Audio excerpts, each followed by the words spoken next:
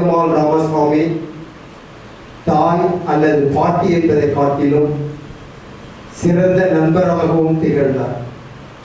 அவர்களுடன் தன்னுடைய பேர குழந்தைகளை அங்குள்ள அட்வென்டிஸ்ட் ஆலயத்திற்கு செல்வராகவும், பசவநகர் வந்தவுடன் அருகில் உள்ள ஆலயத்திற்கு சென்று கொண்டிருந்தார்.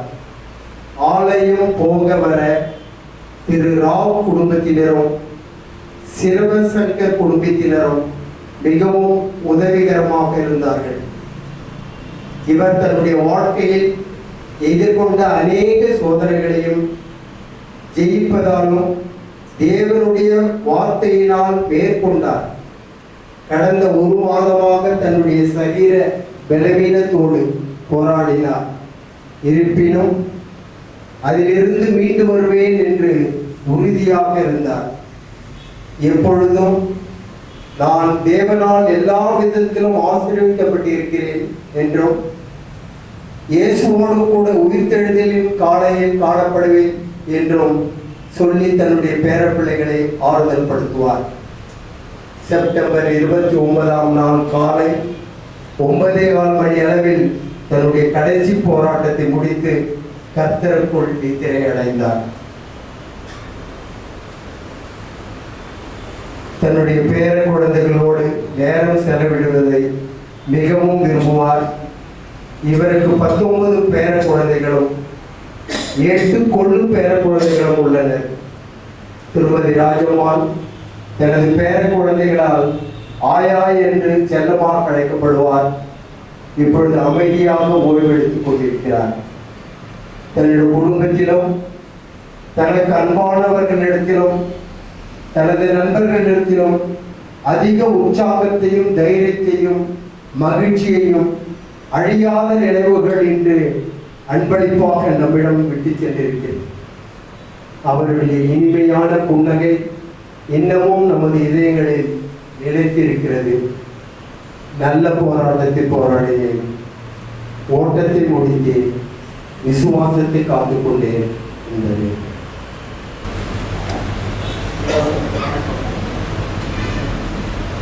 ராஜம்மான்னு சொன்னாங்க. ராஜம்மா ராணியாகவே ராஜம்மா வந்து என்னுடைய சகோதரி. நாங்கள் சகோதரியாகவே இல்லை, என்னுடைய தாயாகவே இருப்பார். எப்போ போனாலும் வந்தாலும் எனக்கு ஜவப்படி தான் எனக்கு வேலை. அவங்க வந்து நான் எனக்கு சகோதரியாக இருந்தது. நான் வந்து அவங்க தாய் சாந்தமாக இதுவரை பார்த்துக்கிட்டு நம்ம பார்த்துப்பாரு.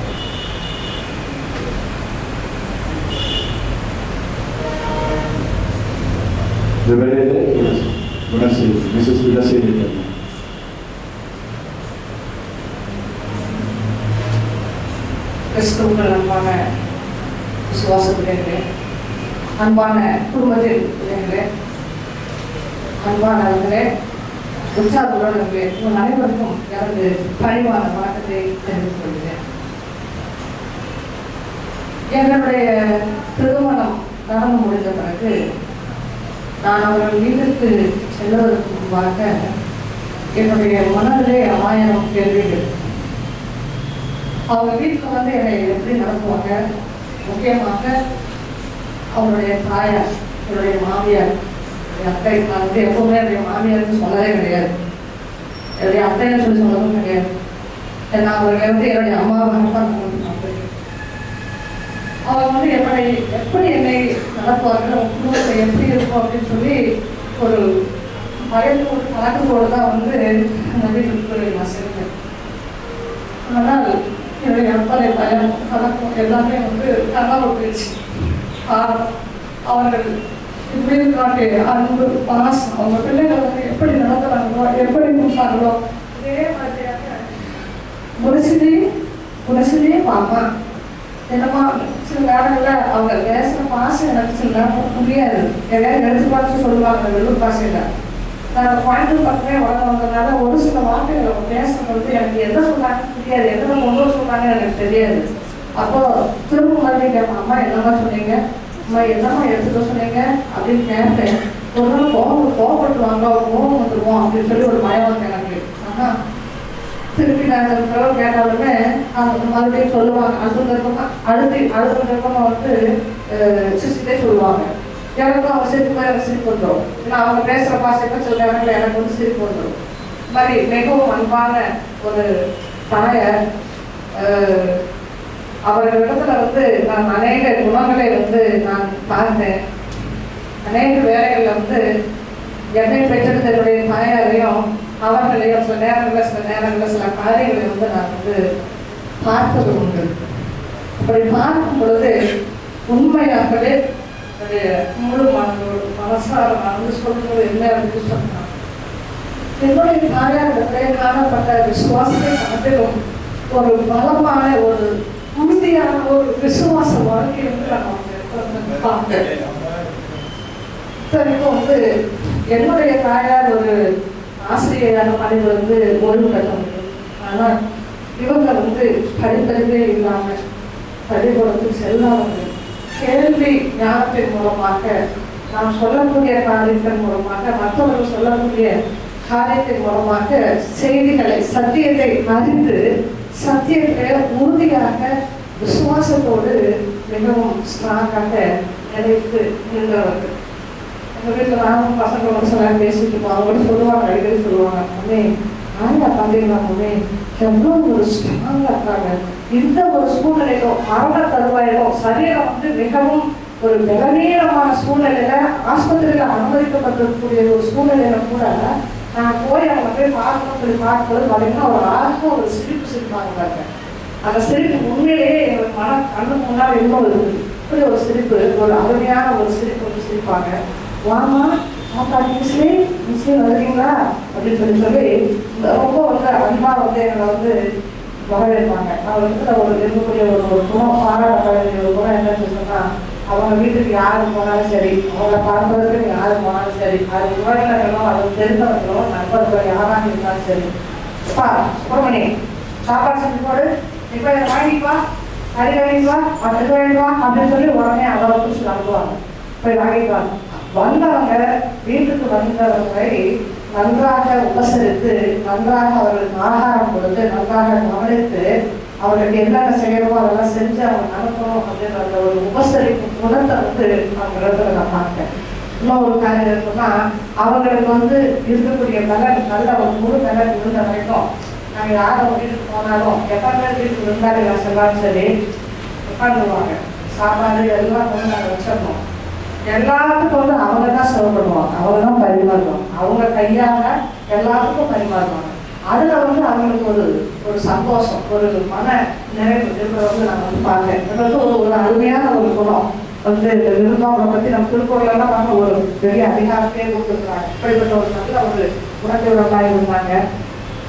இந்த பிரேயர் மீட்டிங் வைக்கணும், ஹாஸ்பிட்டலில் இருக்கும்போது எப்போ என்னை வீட்டுக்கு கூட்டிகிட்டு போனோன்னு ஒரு பிரேயர் மீட்டிங் வைக்கணும், ஒரு பிரேயர் மீட்டிங் எல்லாரையும் கூப்பிட்டு ஒரு பிரேயர் மீட்டிங் வைக்கணும் அப்படின்னு சொல்லி என்னுடைய கணவனுக்கு சொல்லிகிட்டே இருக்காங்க. அவங்க ஹாஸ்பிட்டல்லேருந்து வீட்டுக்கு கூட்டிகிட்டு வந்தோன்னே சரி ஒரு பிரேயர் மீட்டிங் வச்சோம்னா அப்படின்னு சொல்லி அவரும் முயற்சி எடுத்தாரு. ஆனால் வீட்டுக்கு கூட்டிகிட்டு வந்தப்போ பார்த்தீங்கன்னா அவங்களால ஒன்றுமே முடியல, அப்படியே சோர்ந்து போய் அவங்களால எழுத கூட முடியாமல் கழிச்சுட்டாங்க. எனக்கு என்ன செய்யறதுன்னு தெரியல. அவங்க அட்லீஸ்ட் உட்காரக்கூடிய நிலைமையில் இருந்தாலும் நம்ம வந்து ஒரு பிரேயர் மீட்டிங் வைக்க முடியும் அப்படின்னு சொல்லிட்டு சரி அவங்க கொஞ்சம் நல்லா எழுதி உட்காரணும், பிறகு நம்ம வந்து ஒரு லெட்டர் போட்டு வந்து அரேஞ்ச் பண்ணிக்கலாம் அப்படின்னு சொல்லிட்டு நாங்கள் அதை விட்டுட்டோம். ஆனால் அது அருமையான அவர் மிகவும் அதிகமாக நேசித்த அந்த கடைசி மகன் ராஜேந்திர குமார் எப்போ பார்த்தாலும் வாய்மொழியே வந்து சொல்லிகிட்டே இருப்பாங்க. அந்த குமார் மூலமாக ஒரு அருமையான ஒரு சமூகத்தை இந்த சபையாக வந்து நடத்தி கொடுத்தீர்கள். நான் வந்து அதை வந்து அந்த வீட்டில் பார்த்தேன். உண்மையிலேயே வந்து அவரை நேரில் பார்த்தபோது அழுகையை விட அந்த வீடியோவில் பார்க்கும் பொழுது என்னால் என்னை அடக்கப்படவே முடியல. ஒரு தெரிஞ்சு அழுக ஆரம்பிச்சேன். ஏன்னு சொன்னால் அங்கே உட்கார்ந்துருக்கவங்க என் பைபிள் கொடுப்பா அப்படின்றாங்க. உடனே பைபிள் தூக்கிட்டு வந்து குமார் கையில் கொடுக்குறா, அப்படியே பைபிள் வாங்கி மடியில் வச்சுக்கிட்டாங்க. அப்புறம் தொடர்ந்து பார்த்துட்டே இருக்கிறேன். அவங்க பாட்டு பாடுறாங்க, ஒரு பாட்டு பாடுறாங்க, இருபையா நிலையிலும் திருப்பையா நிலையிலும் ஒரு பாட்டு அவங்க எல்லாம் சேர்ந்து பாட்டு பாடுறாங்க. பார்த்துட்டு அவங்க கண்ணூரில் உட்காந்துருக்கவங்க அந்த மாஸ்க் வச்சிருக்காங்க, மூக்கில் ஆக்சிஜன் இருக்காங்க. அதோட சேர்ந்து வாய் தரப்பு பாடிட்டு இருக்க பாட ஆரம்பிச்சிட்டாங்க. எனக்கு நம்ம பார்க்கறது உண்மையிலேயே வந்து ஒரு பக்கம் அழுகே வந்து ஒரு பக்கம் சந்தோஷமா இருந்துச்சு. இந்த பாடலை பாடும்போது அவங்க பாடுறாங்க, திருப்பியாளர்களுக்கு இருப்ப சொல்லிட்டு வாயை தரப்பு பாடுறத பார்த்தோன்னா உண்மையிலேயே வந்து எனக்கு வந்து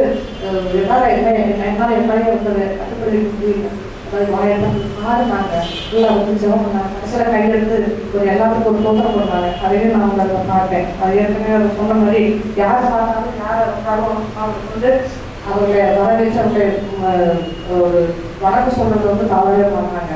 இன்னொரு காரியத்தை நான் சொல்லணும். குமார் வந்து வருவதற்கு முன்னால நிறைய தடவை வந்து எங்க வந்து அவங்க ஜீவன் போயிருமோ, எங்க அவங்க மூச்சு நின்றுமோ அப்படின்னு சொல்லி ஒரு பல சந்தர்ப்பங்களை நாங்கள் எல்லாம் வந்து அவங்கள பார்ப்போம். ஏன்னா டாக்டரே வந்து நான் நிறைய நேரம் என்ன சொல்றாங்கன்னா நம்ம ஆகிய கஷ்டம் ஆயிடுச்சு அப்படின்னு சொல்லிட்டாங்க. அப்படின்னா மூச்சு நின்று போச்சு அவ்வளோதான் அப்படின்னு சொல்லி சொல்லிட்டாங்க.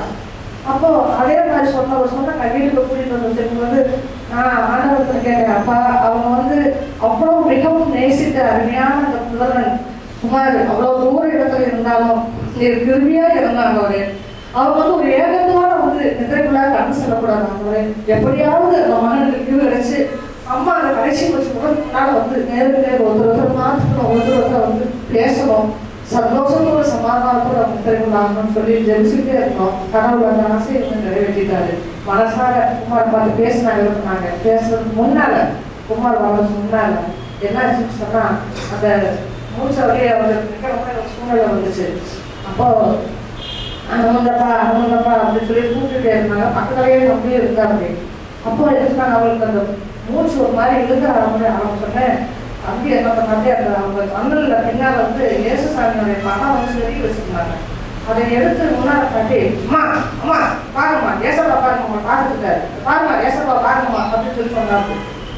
ஆச்சரியம். அது வரைக்கும் அண்ணன் இறங்கல, அப்படியே கண்ணை மூடி அப்படியே கண்ணு சரி போற மாதிரி இருந்தவங்க ஏசப்பா பாருமா பாருமா பாக்குறாருமா பாருமா அந்த பாருமா சொன்ன உடனே எங்கிருந்துதான் அந்த உயிர் வந்ததோ, எங்கிருந்துதான் அந்த கதை குடிச்சோ தெரியல.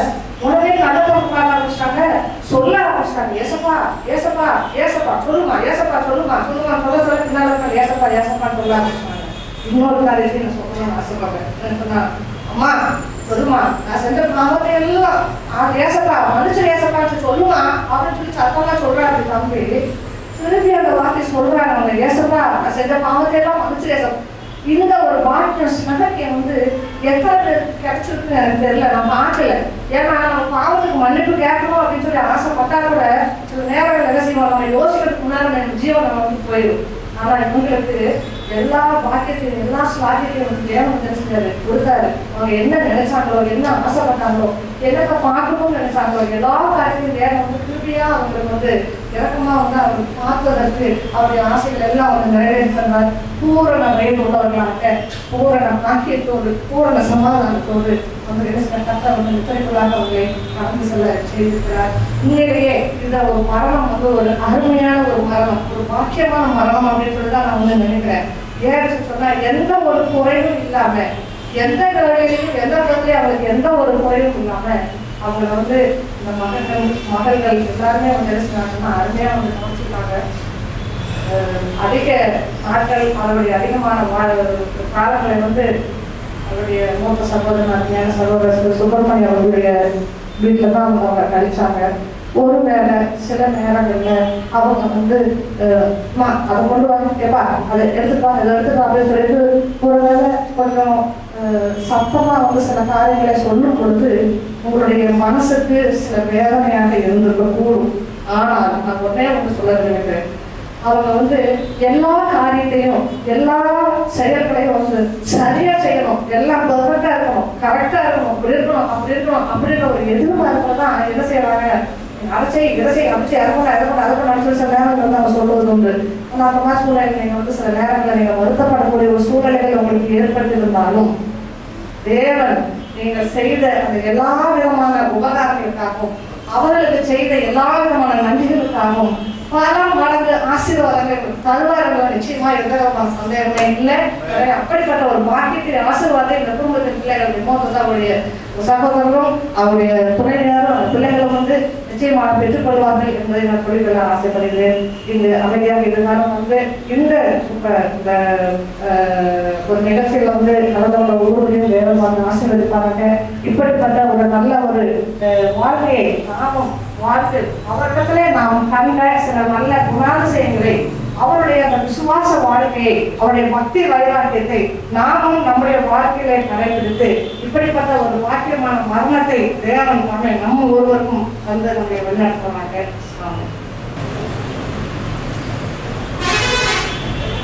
உலக ரட்சகரும் உன்னத மீட்பருமாகிய இயேசு கிறிஸ்துவின் நாமத்தில் உங்களுடைய ஆறுதலும் தேர்தலும் சமாதானமும் உண்டாவதாக. கரை காணா படகை போல தடுமாறும் வாழ்க்கையை என்று சொல்ல அற்புதமான பாடலை பாடிய மகனுக்கு கர்த்தர் தாமே ஆற்றப்படுத்துவாராக. கடைசி மரியாதை. சகோதரர்கள், என் உடன்பிறந்தவர்கள் எவ்வளவுதான், ஆனால் அவர்களை எப்பொழுது பார்க்கும் பொழுதெல்லாம் நான் உரிமையோடு அவர்களிடத்தில் பேசுவேன். அவர்களோடு உரிமையோடு என்னுடைய குமாரன் சண்டை போடுவேன். உரிமையோடு பரிசு படைப்பேன். அன்பு தாயார் இந்த பெங்களூர் பட்டணத்தில் அன்பான அண்ணன்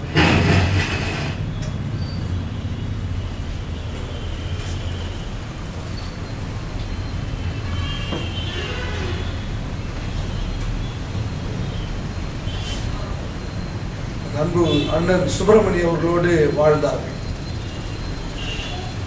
அவர்கள் கப்பல் என்று சொன்னால் அன்பு அண்ணன் நங்கூரம் என்று சொல்லலாம்.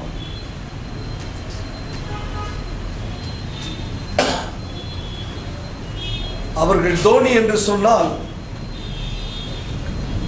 அவர் அதை பிடித்து ஓட்டுவதற்கு பயன்படுத்தக்கூடிய சுக்கான் என்று சொல்லலாம். ஒவ்வொரு நாளும் தாயோடு கூட அன்பாக வாழ்ந்தவர்கள். என் தாய் என்னிடத்தில் தான் வாழ வேண்டும் என்று நினைத்தார்களோ என்னவோ தெரியவில்லை.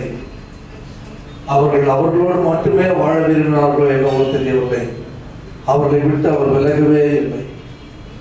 தன் தாய்க்கு முதல் பாசம் யார் என்று சொன்னால் முதல் பிள்ளைகள் தான் இருக்கும்.